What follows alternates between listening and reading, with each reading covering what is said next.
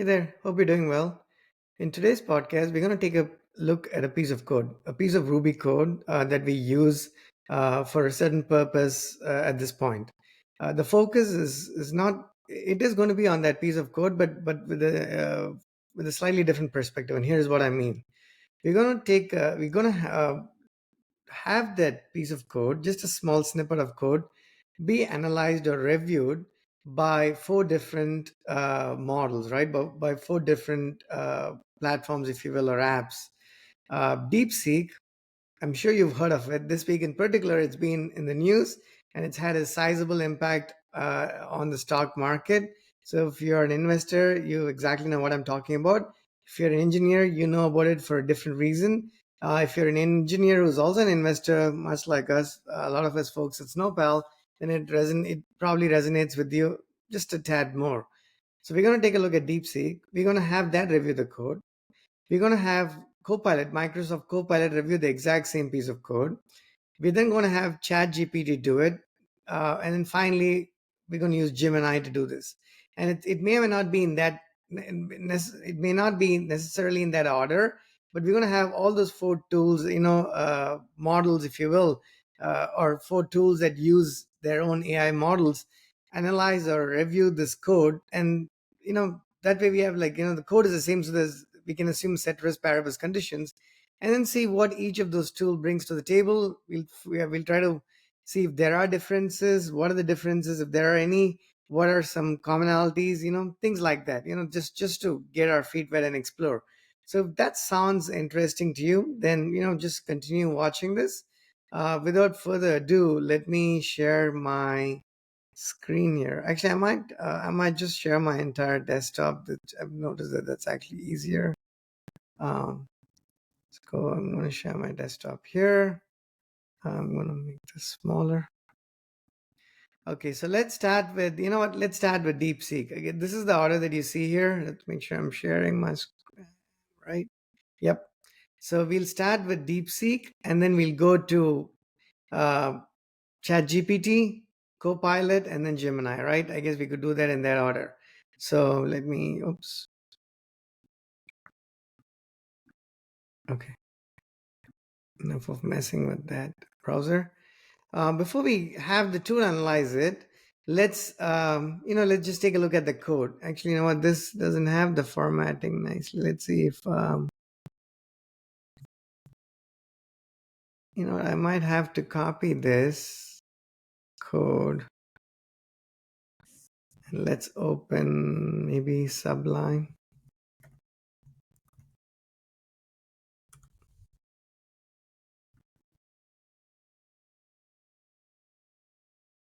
That's fine. Prospecting text, you can ignore that. Ignore that here, but not when if I do reach out to you, right? To pitch our products and services, particularly our B2B APIs. If you haven't checked them out, definitely go to aws.snowpal.com to check out our APIs. Let me do that really quickly here. Yep, you can check out our APIs. There are a number of APIs, thousands of endpoints. The idea behind us publishing our APIs is to have you be more productive and go to market sooner by not either having a backend team at all or by having a pretty thinly staffed backend team, because our APIs can do all most if not all of the heavy lifting, backend heavy lifting for you, and you can consume that on AWS Marketplace by purchasing and subscribing to it by purchasing an API key. It takes less than 5 minutes to hit the ground running for the dev team and the product team. Or you could purchase a commercial license and provision this in your own infrastructure. It's entirely up to you. Okay, so let's get back to what we were doing here. So let me pick Ruby here. Okay, cool. So again, this is let me just go over this piece of code quickly.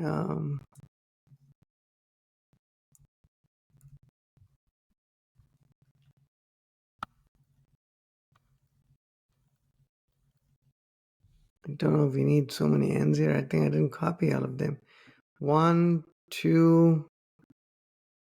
Yep. Hopefully all of that is there, or you can just ignore them. Um, Okay, so let's look at this code, right? So what does this do? Essentially, if you've used our web or mobile apps, if you haven't, definitely go to snowpal.com to check that out. It's a project management platform. uh, it has a ton of features. One of the things is you get notified when something is due. You create content. Maybe an assignment comes due if you're a student. Maybe you're using the product to manage a team at work, like a sprint team. Maybe a task is due. We send you a notification depending on how you configure it. We send notifications on both the web app and push notifications to your mobile devices. And there's notifications is a product feature, but that's kind of the gist of it. Now, to send those notifications, a number of things have to come into play. We'll not go into those details because that's not the purpose of this podcast.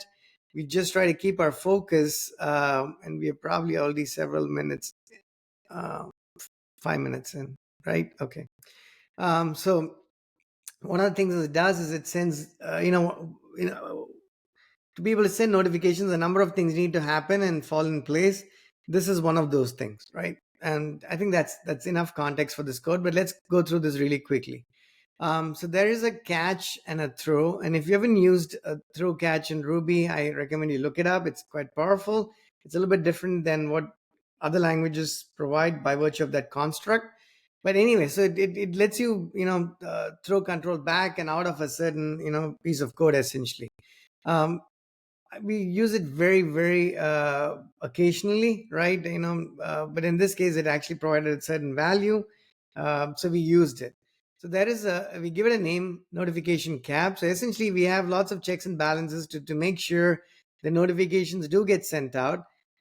Let's take an example. When a new podcast is published, like this one for instance, when it gets published, or a new course becomes available on our education platform. Now again, we are a company that has a ton of products, so my intent, to be very honest, is not right. I'm not trying to pitch all of them here, but sometimes I take this example so you get context to what we're doing. So when you purchase these courses, they are also available on our mobile apps. It's integrated, well integrated. So you get notifications when a new course is published and whatnot. But we send those notifications. There's a lot of rules around who gets notified, when they get notified, and all of those things. And without going into those specific details, it becomes a little bit hard for me to explain the problem, but I'm going to do my best here. We have a lot of these safety checks essentially. If you look at something like this and you're like, you know what, why do we need this check or why do we need that check? Trust me, it's because we've run into certain scenarios where we've found out either proactively or reactively that it was better to have those checks than to not have them. So what this does is there is a loop. This is an infinite loop where we get out in certain conditions. We break out of the loop in a few different cases. One of the comments here basically says we don't want to deal with an infinite loop nightmare. So if we haven't exited the loop after 100,000 iterations, or in this case 1,000, we have that configurable in our environments. We then exit because we know like something went wrong, so we want to get out of it. We don't want to get into the situation where we are in that infinite loop. Much like that, we have some other checks, a few other checks here.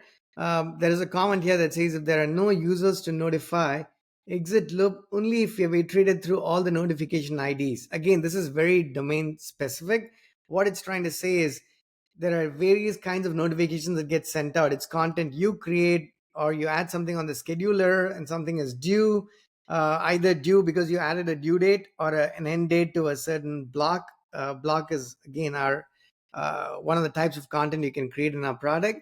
Or maybe you created a standalone event where you're saying, you know what, I need to take my girlfriend to dinner, and it becomes that time it becomes due. Those are some scenarios, but again, when we publish courses, we do system notifications. When we uh, publish a podcast, we generate system notifications. But in all of those cases, there's no one of those one of the pieces of metadata is the notification ID, and we have priorities, and then there's a JSON that defines all of this. If you're interested in that, I can do a separate podcast. Just let us know. Let me or one of my team members know. Uh, so we want to exit, the loop. This basically says, we ran into a situation where we exited the loop a little bit too early, prematurely. So we added these checks. So that's the code. And let's again run through it really quickly. There is a loop. It says, was at least one user notified? We set it to false, and then it gets set to true somewhere.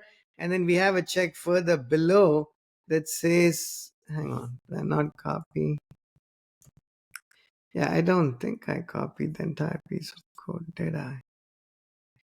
Maybe the snippet. I just copied the snippet, but this is used. Let me check to see. I Okay, that doesn't let me get to the. I need to get to the piece of code here. Let's go piece of code. Oh yeah, there is this. And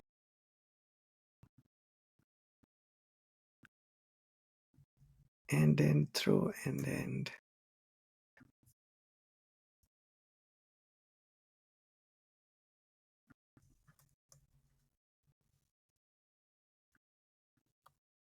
I think that's basically it. Maybe. Yep. Okay. So we have a check here that says. That says if at least one user was notified. If not, we again bail out of this of this label, actually the catch throw. So there are a couple of cases we bail out here. It says if user id is added is greater than or equal to the notification cap. So we have a notion of a notification cap, meaning for every iteration there is n number of notifications that need to get sent out, and it depends on the type of notifications. It's both configurable and driven by certain other logic in the code. So in that case, in two of those cases, we actually, as you can see, we throw and we get out of this piece of code. Outside of that, we get the list of notifications. It's been passed as an argument to wherever this piece of code sits inside of a method.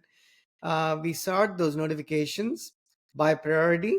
We do a reverse go back, the descending order. The higher priority ones, the higher numbers we act on them first. This is the way our convention works.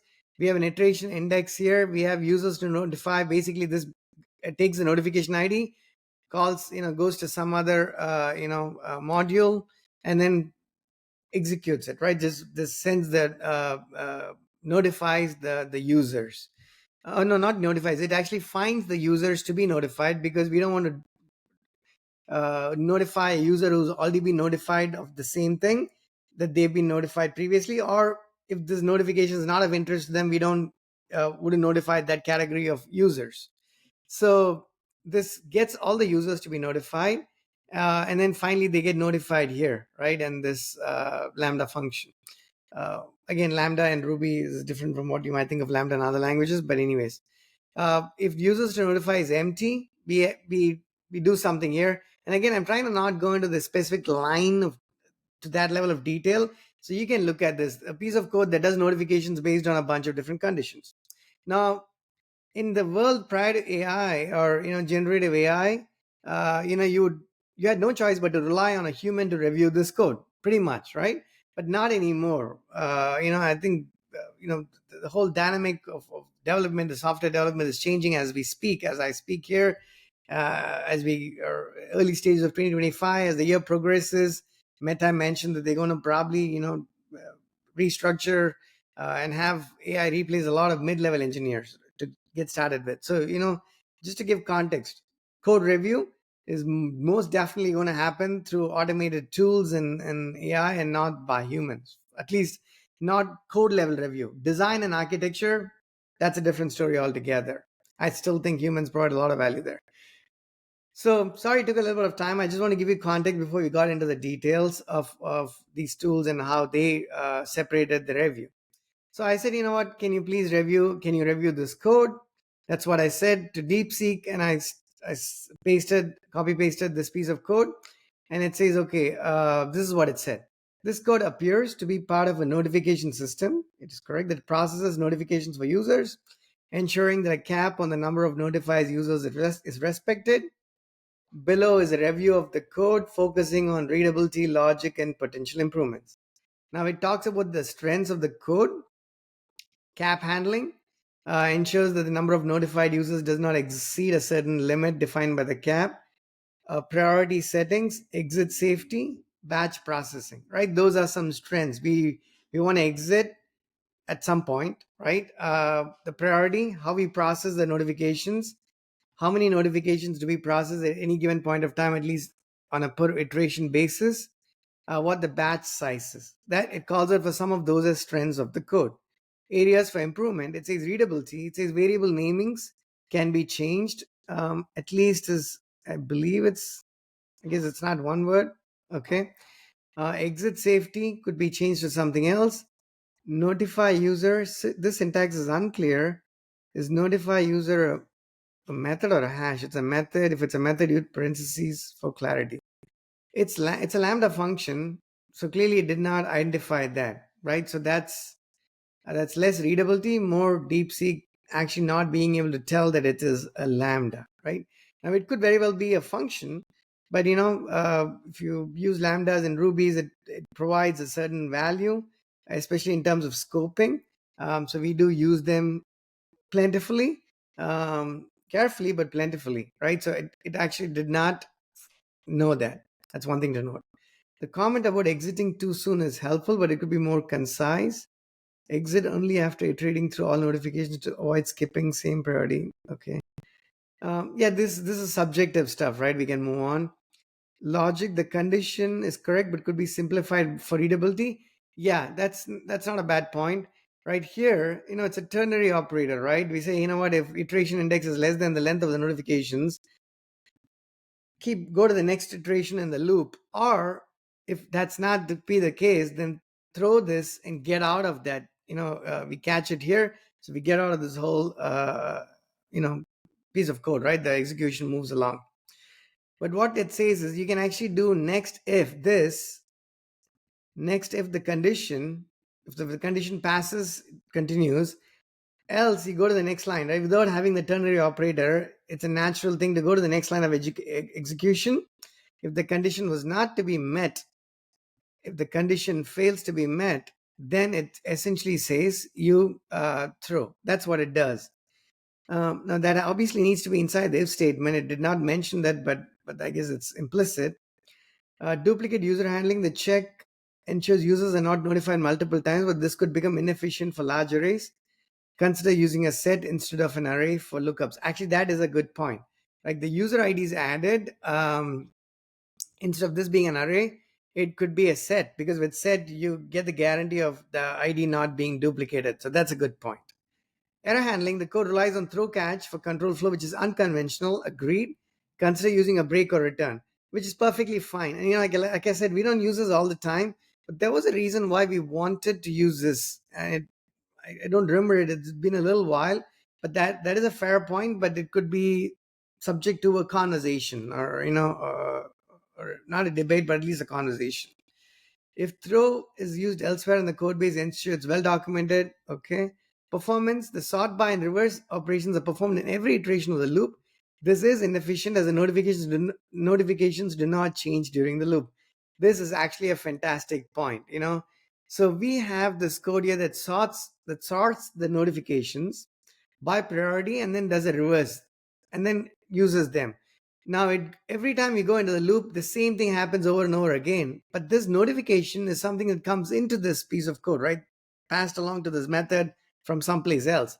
So that does not change. So which means there is no reason, forget good, no reason to do the sort on the inside. So it should be done outside. So it says do the sort with a bang there. So, it's actually modifying this object, and then by priority, and then you do the reverse, right? And then after you do the reverse, then you can go through. We actually use a reverse each.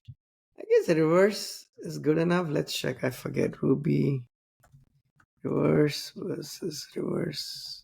Reverse each versus reverse. Reverse each is faster. Okay. So there's probably some difference, and we are careful to, we don't always remember the reasons because you just done it. It's like muscle memory. So it looks like it is a little bit more performant. Okay. So you could do a reverse each here as well. And then you iterate through it, which makes a lot of sense, right? It's a great point, which is probably the most useful feedback so far, I think. Ensure batch size is appropriately sized to balance memory. Sure. Edge cases, if notifications is empty, the loop will still run once. Consider adding an early exit condition. If notifications is empty, uh, the loop will still run once.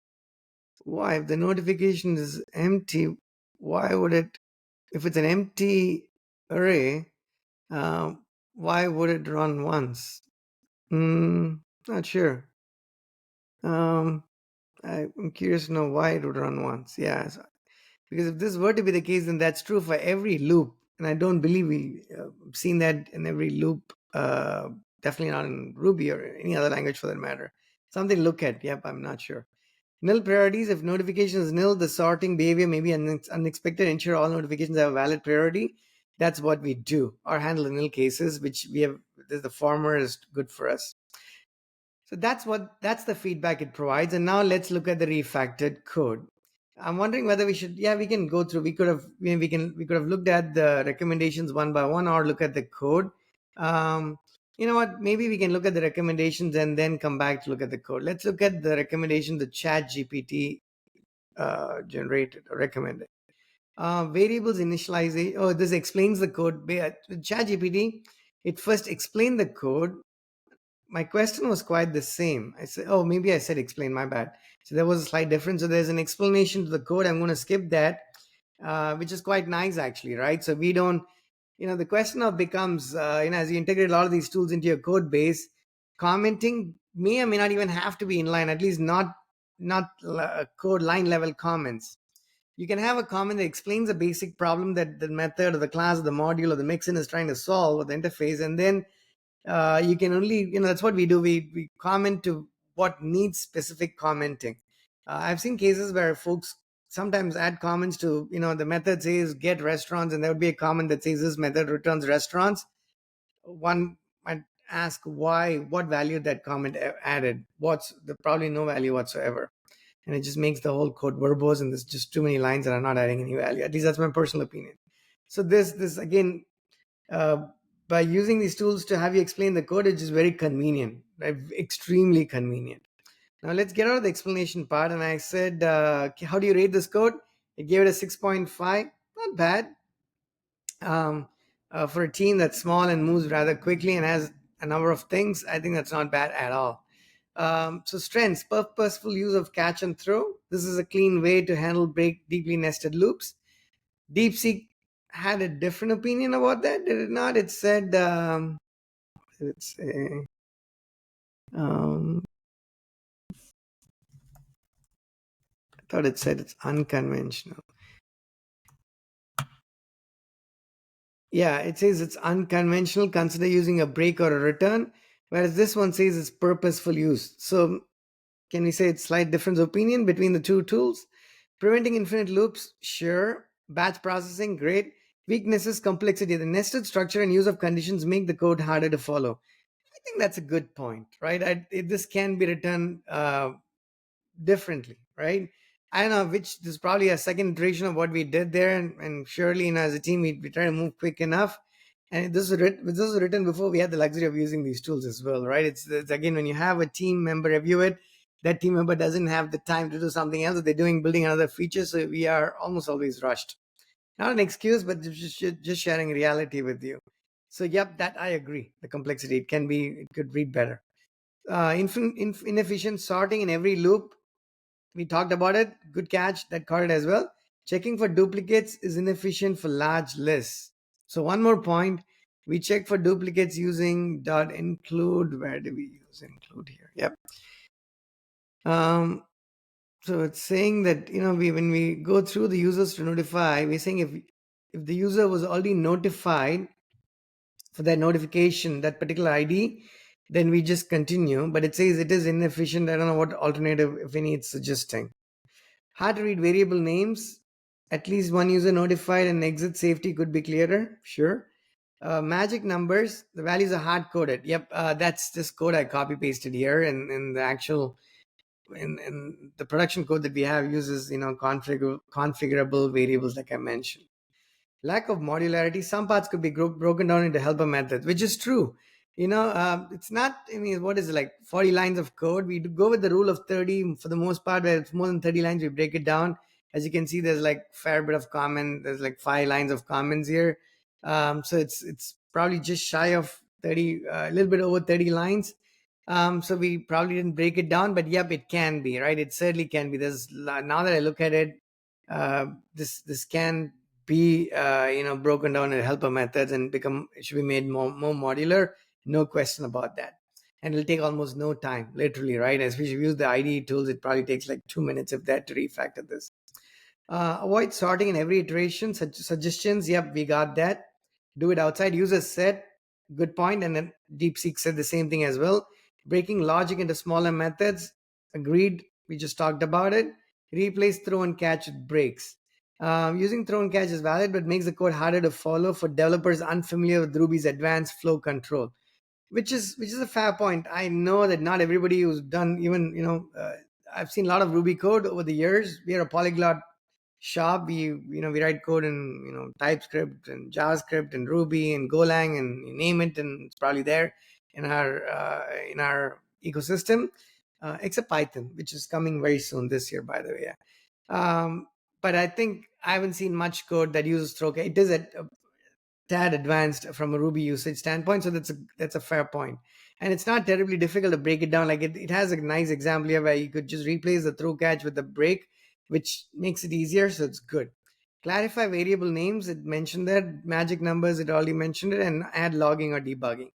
So I think that's good. I think it's probably reiterated the same points. So far between ChatGPT and DeepSeek, not that different, but I like the formatting that ChatGPT has better. To me, this is more readable for whatever reason. Is it the font or the way the code is structured within that? I just like the user interface, the way it reads better. Completely, it's a personal opinion, but just that's my opinion, right? And then let's see, refine and debug on the spot. This got more features. Yeah, I didn't see that one. Yeah, see, DeepSeek has a copy, but not an edit. ChatGPT has an edit where you can make some changes to this. We can make some changes to this, probably ask more questions. And let's see if I get out of, let's try something else. Edit this. See your output and get help debugging without leaving the canvas. Run Python. Wow. It's not Python. So let's see if it picks up this code. Edit. Oh, I didn't see. I guess if looks like if it's Python code, it can actually debug and run it in line here on the canvas, which is awesome. I didn't know that. I mean, we are new to Python, as I mentioned to you. Given the amount of AI work that we expect to be doing, I'm sure you're going to be doing the same, and you and your team as well. This year, Python certainly in that list of things that we have to get more acclimated to as a language, and as a way of living life in the software world. There's AI. There's other languages you could potentially use, but nothing comes close to Python when it comes to support. In talking TensorFlow or PyTorch or a number of other things that we've talked about in the most in recent courses that we've either published or will be published shortly, in the AI Explorer series, by the way. So that's cool. So I like the Chat GPT interface so far. Um, okay, now let's go to what is it? CoPilot, right? Microsoft. So I said review this code, and it says, okay, please share the code, and I'll take a look. And I pasted the exact same piece of code. Thanks for. Let's see. Let's make sure the recording. We're still recording. Yep, we are.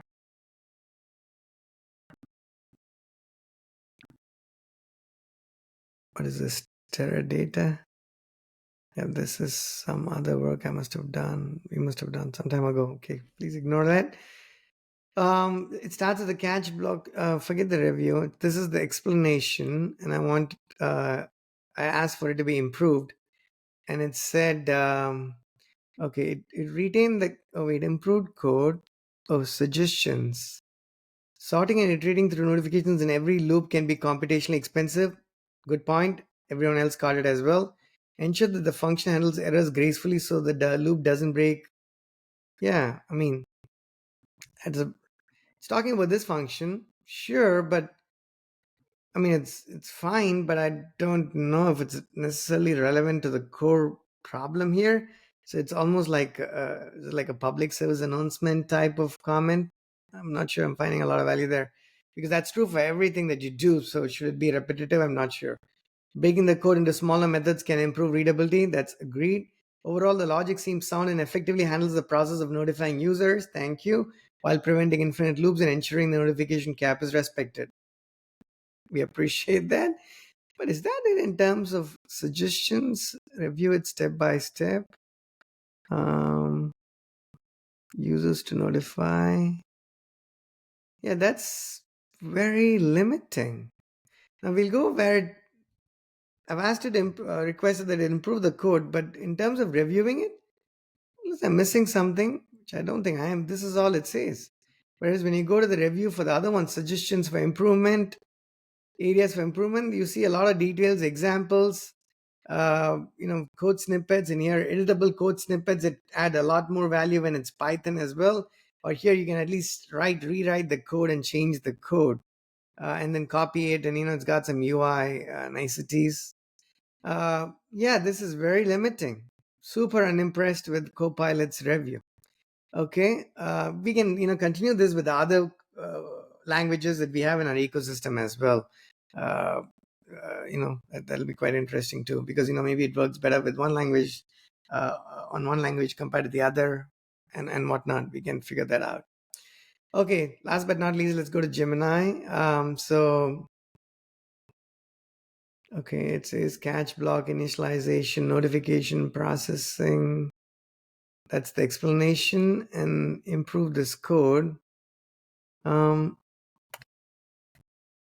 guess there are no suggestions. Oh, there are. Yeah. Encapsulation, the code is now wrapped. Oh, it says what it has done as opposed to what you should do.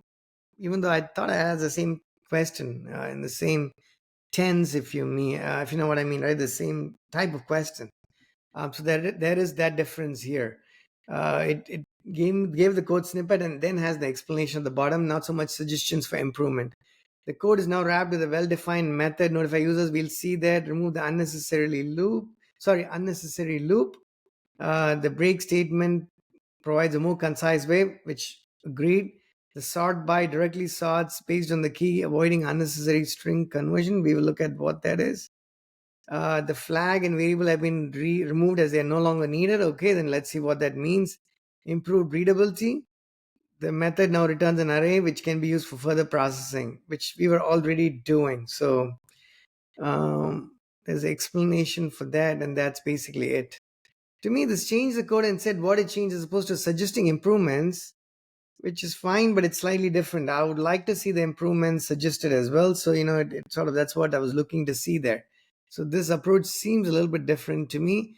And the level of detail, probably not sure, at least from what I'm seeing here, doesn't seem that much either. Very unimpressed by Copilot, at least the first part of, having it review the code. Gemini is all right, except that it did not give me suggestions. It just did the job, and we'll see how good a job it did, and then told us what it did. DeepSeek and ChatGPT were along the same lines. They had a fair number of suggestions for improvement. They're very comparable, but I think ChatGPT came ahead for me for as far as I'm concerned, for the reasons I mentioned, right? And for reasons outside of the technicalities as well. I don't have any particular bias, but I think I actually like what I see with ChatGPT here. Okay, now let's go to the rewritten code. So DeepSeek has the catch. Um, I thought it said it's best to remove it, right? It said it is it's unconventional and blah blah blah. So it should be done, but it did not remove it. So I'm not sure. The set it incorporated, that's good. The sorting happens outside the loop, which is good as well. What else? It has the throw again here. It removed the ternary operator. It now says if it's empty, it has an F check. Yep, throw F and next. Is that similar to what somebody else had suggested, like this one here? Hang on. I thought it said next if and then throw if greater than or equals to. Yeah, it's funny. It recommended it the way the code is there, right? So next if the opposite of this, which is not, it's less than, but it's flipped it and said throw if this greater than equal to or go next, which doesn't make a difference, but I'm just curious now why. I actually might like this approach where it said next if and then doing a throw, as opposed to a throw that's conditional and then a next following that. Um, Users to notify it as a loop, and it pretty much, that piece of code does not look any different to me. Notify user, it got rid of the at least one user notified. There, I mean, again, like I mentioned, you can look at this code. It might look like you didn't need that because we didn't have it to begin with, but we then added later to have an extra, one more level of safety check, if you will, because there were scenarios where, if one of the other methods that you're calling failed for whatever reason, and we were not able to notify or not able to send push notifications because of all the interactions and integrations that need to happen. We use Google Cloud for for the push notifications. So things don't. There's a number of touch points. Long story short, if one of them did not work for whatever reason, we don't want every subsequent invocation to continue to try and do the same thing because the purpose would not be met. What's the point in going through the same thing and doing it 1,000 times when there was a fundamental problem, right? That told us that, hey, you know what, your notifications integration is broken, touch wood, or something to that nature. They removed it, and there's no indication, so it looks like that model missed it. So that's wrong. We want that code because that functionally is different and needs to be there. And if that shouldn't be there, there should be some other difference, meaning it should have overridden that with a different piece of code, which I don't see here. So that is a problem. Other than that, it kept the catch, which I would have liked for it to sort of get rid of based on its recommendation of it being an opinion of it being unconventional. And the code has not literally been modularized either. So I mean, it's okay, it made a couple of improvements, nothing dramatic. Let's go to ChatGPT and see what it did. So ChatGPT moved it to constants, even though we use it, it's configurable for us, it doesn't know it, so it moved it, which is good. It uses a set, that's nice as well. The notification, the sorting happens outside, but it actually, I don't see a bang here. um and okay, it's not a bang, it's reassigning it, which is not needed, right? If you notice this, you could just do something like this, so that assignment is not needed, right? Not in Ruby, so that's not useful. And I don't even know if there needs to be a comment here. Uh, so, and then again, there are empty lines, blank lines here that don't add any value. So, I highly recommend that you only add lines where there need to be blank lines, and it actually improves readability. In this case, I don't see why there should be a line here at all. Well, this one has a line too.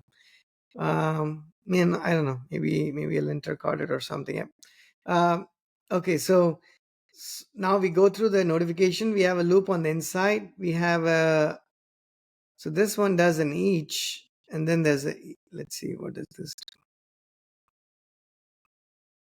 So this has a sorted notifications dot each, and then there is a loop inside of it. So our original code had the each, but the loop was on the outside. So it said sort the notifications, start the loop, and then go through it, right? So that's basically what it has here, right? Go through the notifications. Hang on. So it said move the notification sorting to the outside, so it moved it. Oh. And then I would have expected to see a loop and this code here, but it actually switched it out.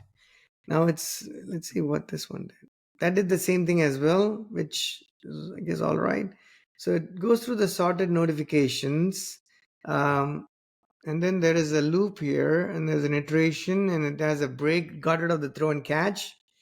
Users to notify, blah, blah, blah. Notify user becomes a method. Notified users, there's 3 arguments here. This preserved the third argument, whereas this one does not have notified users at all. Well, we return it because we use it for debugging and other purposes. I guess it was not able to tell that we needed that. So notified users, where do we?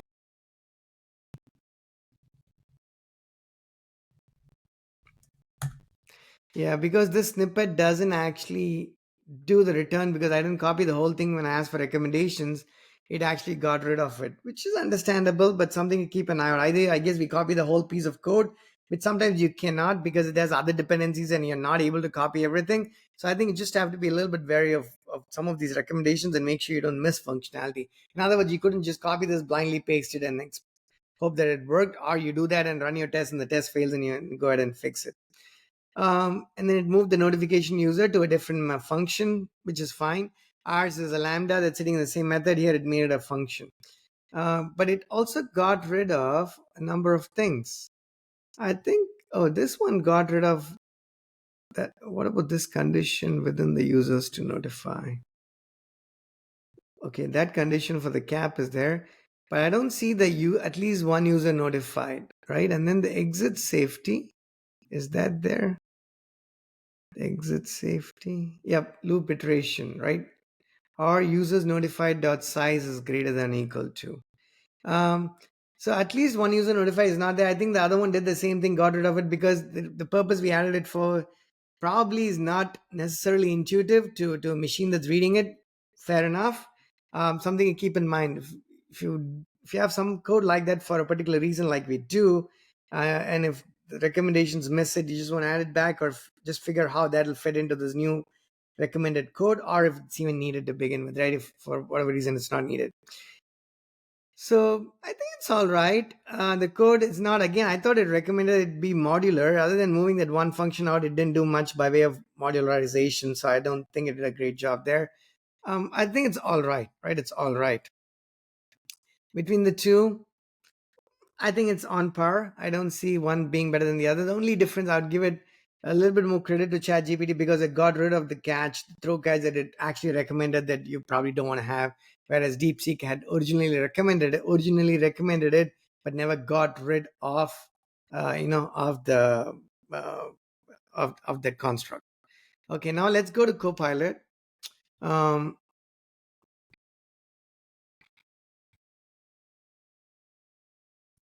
let's go to the bottom here. Yep. So it has the catch. I mean, again, it recommended that we don't have it if I'm remembering, if memory serves me right. But I think it didn't do it. Oh, it didn't even change it to the set, did it not? Oh, it didn't even catch it. It did not recommend that and it did not do it.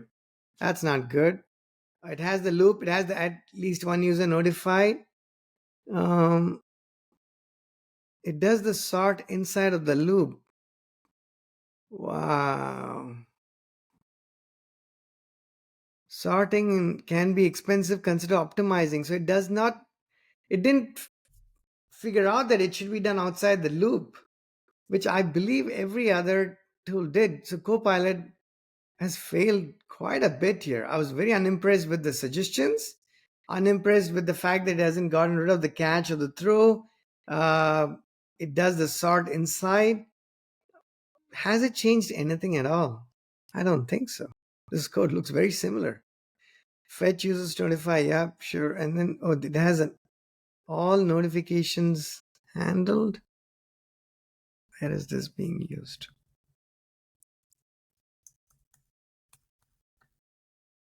Next, unless. Yeah, I mean, it's one line. Why in the world would you move this to another method? It's not even a lambda, so it's like a, I mean, I guess it could be private method, but it doesn't even come across as private here. I don't see the construct. And it is one line. No, this is poor, extremely poor. It didn't rewrite it, didn't add any value. You know what? Copilot's models have just fallen flat. I mean, this particular model, whatever it had used, I'm very, very unimpressed. I would rate it very, very poorly. Okay, so there's not even a whole lot to talk about there. So let's go to Gemini and see what we got here in terms of the code. So again, it has a function, it does a sort on the outside. Again, it has a bang here, so it's cool. It does an each. Oh, it doesn't even have the loop, the outer loop. This loop here for the iteration count and to break out of the loop, it does not have that at all. The code wouldn't be the same without that. How is it going to do it in a batch? Because the purpose behind having, one of the reasons behind having that loop If you go here, iteration index, if iteration index we increment it, if it's we have certain logic around it. So we do, I mean, ChatGPT kept that loop. Oh, DeepSeek does not have it. Interesting. I'm trying to think. This code was written a little while ago, so I'm trying to understand. We have this loop here, and then the notifications loop. To me, it sounds like the notification loop alone should be enough, but that's not it because we added that, and then I remember very vividly, we went back to add this loop here, um, and then we added the throw catch construct to deal with the users, the notification cap, and whatnot.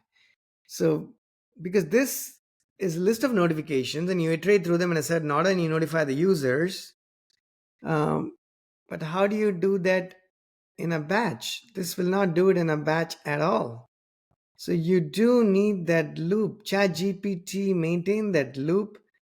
DeepSeek did not. Microsoft, I don't want to go there. It just failed on all facets. This loop is missing here. That's not good.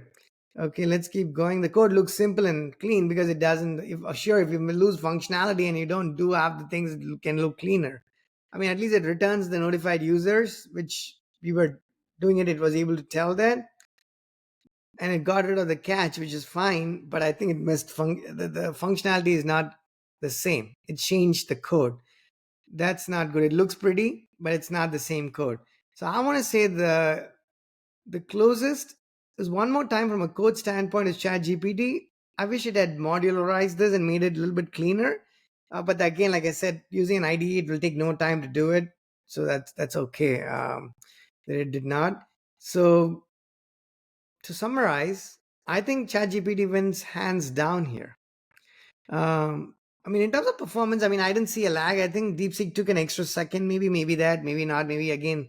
I may have tried it on the day where it was extremely popular, was it like Monday this week, where everybody, at least in the US, we came to know of it over the weekend, and then they had some lag, right? So again, I don't know, nothing noticeable necessarily.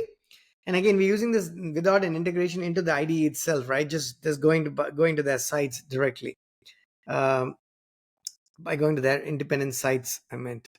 So I think if I were, I mean, my if I have to rank this, I'm going to go with ChatGPT being number one. I think it had great suggestions. It didn't give me wrong code. It preserved the functionality. It just fell short in a couple of places where I could have improved the code a bit more, but it's fine. Number one. DeepSeek comes is number two, based on what I'm seeing here, and for all the reasons we've gone through. Gemini is three, CoPilot is four. But the thing is, three lost a lot of functionality, but I can sort of salvage it and perhaps even use it. Four is out of the question. I mean, I wouldn't waste any time here, right? There's a lot of room for improvement. That's quite interesting. I mean, I thought Microsoft works very closely. They have a heavy investment on ChatGPT, so they work the closest, I reckon, with the models. So, is this a different model, AI model, than the one that ChatGPT is using here? Clearly, it should be, because the suggestions and everything seem to be different. But again, if you want to check out AI models and exploring, want to join us in our journey, we're going to be publishing a series of videos as a course. Our courses are super affordable. They don't break your bank. You can go to getsnowpal.com or check out our app, snowpal.com, and see the prices. It costs less than a cup of coffee at Starbucks. And you'll come out of it learning and not with all the added calories and sugar either. Okay. I didn't have to throw Starbucks under the bus for no good reason, but hey, why not? Okay, so that's how I would rate it. And again, we're going to explore the models, try to get a sense of what these AI models are, how many there are. There like dime a dozen, and keeps growing every day. And in our courses, I think I forget, Hugging Face was one of the last ones that we looked at in one of the last courses. So again, Hugging Face models. I'm not going to go into it here, but we're going to talk more about this in the coming weeks and months. So stay tuned. subscribe to our podcast and subscribe to our Substack pages on products.snowplow.com, and you can go to podcast, and then you can, check out all of our podcasts, both the independent solo podcasts that are technical and the collaborative ones that are technical, and some are business oriented. A handful of them, just a few. I think that's essentially it. Um, and if you have any questions, feel free to hit me up. We're gonna, this one's interesting enough. I want to spend like 10 minutes on it, and I thought it could be a podcast, but it's close to an hour. And it's a fair bit of time we've spent here. So, this is gonna be published most likely as a course. Uh, it'll be just as affordable as the rest of them. Definitely check this out. Hopefully it adds value to you. If you have any questions, let us know. And we will talk to you soon. Thank you.